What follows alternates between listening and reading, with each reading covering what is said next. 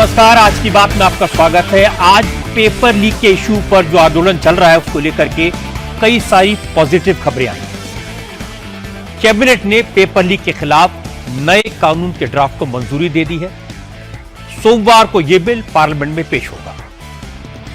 सरकार ने national testing agency के स्ट्रक्चर और कामकाज के तरीकों में भी आमूलचूल परिवर्तन करने का फैसला किया है। सोनम वांगचुक की सारी मांगे सरकार ने मान ली हैं। 26 दिन के बाद सोनम वांगचुक ने अपना अनशन खत्म कर दिया। जंतर मंतर पर प्रोटेस्ट कर रहे सीजेपी के नेताओं से सरकार की 2 घंटे तक बात हुई। सीजेपी की 3 में से 2 मांगे सरकार ने मंजूर कर ली हैं। अब कल दोपहर में सीजेपी के डेलीगेशन की जेपी नड्डा और जितेंद्र सिंह के साथ एक बार और मीटिंग होगी और ऐसा लग रहा है कि संवाद से समाधान निकलेगा। बातचीत से इश्यूज हल हो जाएंगे। सरकार पार्लियामेंट में भी इस मुद्दे पर चर्चा के लिए तैयार है, लेकिन विपक्ष का कहना है कि जब तक शिक्षा मंत्री धर्मेंद्र प्रधान का इस्तीफा नहीं होता तब तक चर्चा नहीं होने देंगे। स्टूडेंट्स भी इसी इस्तीफे की मांग को लेकर अड़े हुए हैं, लेकिन सरकार से जो संकेत मिले हैं उससे यह तो क्लियर है कि फिलहाल मंत्री का इस्तीफा नहीं होगा, लेकिन सवाल उठता है कि फिर रास्ता कैसे निकलेगा। अब विपक्ष की रणनीति क्या है? जंतर मंतर पर बैठे प्रोटेस्टर्स क्या चाहते हैं? और राहुल गांधी, ममता बनर्जी, उद्धव ठाकरे और अरविंद केजरीवाल जैसे विरोधी दलों के नेता अब प्रदर्शनकारियों को भड़काने की कोशिश क्यों कर रहे हैं? इन सब की चर्चा करेंगे आज की बात में, लेकिन शुरुआत करते हैं इस वक्त की ताज़ा खबर से। और यह खबर बहुत इंपॉर्टेंट है, बड़ी खबर है। और खबर यह है कि सरकार ने नेशनल टेस्टिंग एजेंसी के स्ट्रक्चर में बड़ा फेरबदल कर दिया है। एनटीए के 47 अधिकारियों को टर्मिनेट कर दिया गया है। इनमें से कुछ अफसरों के खिलाफ सरकार कानूनी कार्रवाई भी करेगी। सरकार ने जिन अधिकारियों को एनटीए से बर्खास्त किया है उनमें से कई अफसरों पर पेपर लीक में शामिल होने का शक है। एनटीए में सुधार के लिए और भी बड़े कदम उठाए जाने की तैयारी की गई है। एनटीए देश भर के एंट्रेंस एग्जाम कंडक्ट करवाती है। नीट का पेपर भी एनटीए ने ही कराया था। आज सरकार ने एनटीए में बड़ा फेरबदल करने का ऐलान किया। असल में सरकार ने नवंबर 2017 में एनटीए का गठन किया था। यह agency NEET UG, CUET, CMAT, GPAT समेत 20 से ज्यादा एंट्रेंस, फेलोशिप और स्कॉलरशिप के एग्जाम करवाती है। हैरानी की बात है कि अब तक एनटीए में सिर्फ 39 परमानेंट पोस्ट थी और इनमें से भी 15 पोस्ट 22 जुलाई तक खाली पड़ी थी। सरकार ने एनटीए का काम चलाने के लिए 73 लोगों को कॉन्ट्रैक्ट पर रखा था। इनमें GM, senior advisers, senior consultants, software developers और यंग प्रोफेशनल शामिल हैं।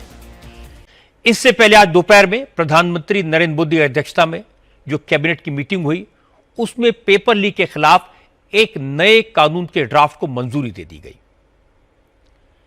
सरकार जो नया बिल ला रही है वो 2024 में बने public examination prevention of unfair means act की जगह लेगा।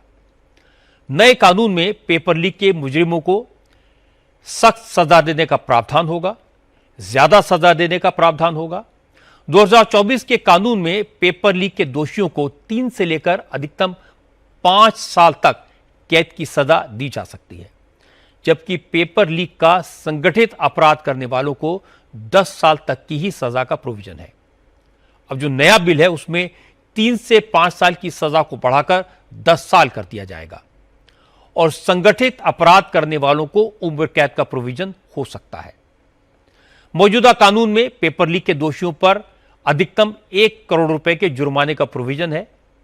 नए कानून में जुर्माने की रकम को भी बढ़ाकर 10 करोड़ रुपए करने का प्रस्ताव है। दूसरी तरफ जंतर मंतर पर प्रोटेस्ट कर रहे कॉकरोच जनता पार्टी के स्टूडेंट्स के साथ आज सरकार की अच्छी बात हुई। सरकार की तरफ से हेल्थ मिनिस्टर जेपी नड्डा और प्रधानमंत्री कार्यालय में मिनिस्टर डॉक्टर जितेंद्र सिंह वक्त से पहले पहुंच गए। सीजेपी की तरफ से सौरभ दास और आशुतोष रानका आए। करीब 2 घंटे तक बात हुई और डिटेल में बात हुई। सीजेपी की तरफ से 3 मांगे लिखित में दी गई हैं। शिक्षा व्यवस्था, एग्जाम सिस्टम में सुधार के लिए सरकार को 5 सुझाव दिए गए हैं। प्रोटेस्टर्स ने कहा कि वो चाहते हैं कि शिक्षा मंत्री का इस्तीफा हो। धर्मेंद्र प्रधान के इस्तीफे से कम कुछ भी मंजूर नहीं होगा। सरकार से बातचीत के बाद जंतर मंतर पर प्रोटेस्ट जारी है, लेकिन अब न पुलिस के साथ झड़प हो रही है, न किसी तरह का एग्रेशन है, न किसी तरह की कोई टेंशन है। प्रदर्शनकारी पूरी तरह से पीसफुल हैं। प्रोटेस्ट को लीड कर रही कॉकरोच जनता पार्टी के वॉलंटियर्स भी पुलिस के साथ सहयोग कर रहे हैं ताकि जंतर मंतर पर कोई अप्रिय घटना न हो। एंटी सोशल एलिमेंट्स धरने की आड़ में कोई इलीगल एक्टिविटी न करें, इसको लेकर सावधानी बरती जा रही है। असल में 20 जुलाई को संसद मार्च के बाद 21 और 20 तारीख को रात में जंतर मंतर पर पुलिस पर हमला हुआ था। प्रोटेस्टर्स की पुलिस से झड़प हुई थी। 22 जुलाई की रात को भीड़ ने जंतर मंतर के पास तैनात कई पुलिस वालों को बुरी तरह पीटा था, जिसमें 2 एसीपी, एक इंस्पेक्टर और एक हेड कांस्टेबल घायल हो गए थे। स्टूडेंट प्रोटेस्ट को लेकर पिछले 24 घंटे में जो डेवलपमेंट हुए हैं उन्हें एक बार समझने की जरूरत है। क्या क्या हुआ आपको बताता हूं। रात करीब 11:15 बजे प्रधानमंत्री नरेंद्र मोदी ने एक वीडियो स्टेटमेंट जारी किया। पहली बार मोदी ने सेल्फी मोड में खुद वीडियो बनाया और छात्रों से सीधा संवाद किया। 2 मिनट 55 सेकंड के इस वीडियो में मोदी ने कहा कि पेपर लीक एक बड़ी प्रॉब्लम है, इससे लाखों छात्र प्रभावित होते हैं, उन्हें इसकी गंभीरता का एहसास है। नीट के पेपर लीक होने से छात्रों का साल बर्बाद हो सकता था।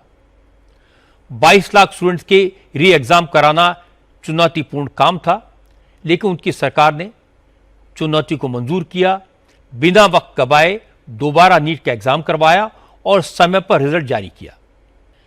लेकिन विरोधी दलों के नेता इस बात से भी परेशान है कि सोनम वांगचुक ने अपना अनशन क्यों खत्म कर दिया। असल में कल रात जब मोदी का बयान आया, उस वक्त जेपी नड्डा और जितेंद्र सिंह आधी रात के बाद गुरुग्राम के मेदांता हॉस्पिटल पहुंच चुके थे। दोनों नेताओं ने सोनम वांगचुक से मुलाकात की। वांगचुक ने अनशन खत्म करने के लिए जो कंडीशंस रखी थी, जेपी नड्डा उन सारी मांगों को मानने का लिखित आश्वासन लेकर पहुंचे थे। नड्डा ने सोनम वांगचुक को सरकार का प्रस्ताव पढ़कर सुनाया, बताया कि सरकार पेपर लीक और एजुकेशन सिस्टम में सुधार के मुद्दे पर खुले मन से संसद में चर्चा के लिए तैयार है। सोनम वांगचुक का अनशन खत्म हो गया।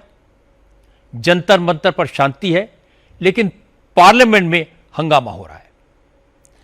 विपक्ष के नेताओं ने आज फिर धर्मेंद्र प्रधान के इस्तीफे की मांग को लेकर संसद के दोनों सदनों में हंगामा किया। लोकसभा में आज जैसे ही कार्रवाई शुरू हुई तो विपक्ष के सांसदों ने नारेबाजी शुरू कर दी। इस पर संसदीय कार्य मंत्री किरेन रिजिजू ने राहुल गांधी और केसी वेणुगोपाल से पूछा कि आखिर कांग्रेस इस मुद्दे पर चर्चा से भाग क्यों रही है।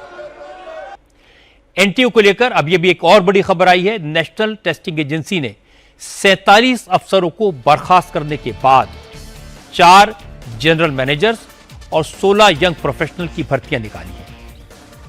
जीएम्स को information security, vigilance and forensic test centre networks and operations के अलावा असेसमेंट, रिसर्च एंड डेवलपमेंट की जिम्मेदारी संभालनी होगी। इसके अलावा 16 यंग प्रोफेशनल्स की भर्ती भी निकाली गई है। हालांकि आज सरकार ने विरोधी दलों को एक और मुद्दा दे दिया। हंगामे के बीच सरकार ने राज्यसभा में राष्ट्रगीत वंदे मातरम के अपमान को अपराध बनाने वाला बिल पेश किया। एमओएस होम नित्यानंद राय ने बिल पेश किया। इस बिल के जरिए 1971 के राष्ट्रीय सम्मान के अपमान की रोकथाम अधिनियम में बदलाव किया जा रहा है। अभी तक इस कानून के तहत राष्ट्रीय ध्वज यानी तिरंगे और राष्ट्रगान जनगण मन का अपमान करने पर 3 साल तक की सजा का प्रोविजन है। इस वक्त एक ताजा खबर आपको दे दूं। अब से थोड़ी देर पहले केंद्रीय मंत्री रवनीत सिंह बिट्टू ने इस्तीफा दे दिया है। रवनीत बिट्टू रेलवे और फूड प्रोसेसिंग मिनिस्ट्री के राज्य मंत्री थे। असल में बिट्टू राज्यसभा के मेंबर थे, उनका कार्यकाल जून में खत्म हो गया था। बीजेपी ने उन्हें दोबारा राज्यसभा के लिए नॉमिनेट नहीं किया। नियम के मुताबिक केंद्रीय मंत्री को लोकसभा या फिर राज्यसभा का सदस्य होना जरूरी है। हालांकि रवनीत बिट्टू कि राज्यसभा की मेंबरशिप खत्म होने के बाद 6 महीने तक कानून मंत्री रह सकते थे, लेकिन पंजाब में असेंबली इलेक्शन होने हैं और बीजेपी चाहते कि रविंद्र बिट्टू अब पंजाब पर फोकस करें, इसलिए बिट्टू ने इस्तीफा दिया है। अब उन्हें पंजाब में बड़ी जिम्मेदारी दी जाएगी। मौसम की बात कर लेते हैं। जम्मू कश्मीर, उत्तराखंड, हिमाचल और असम के अलावा अब गुजरात, महाराष्ट्र और मध्य प्रदेश के कई इलाकों में भारी बारिश हो रही है। गुजरात के ज्यादातर इलाकों में हालत काफी खराब है।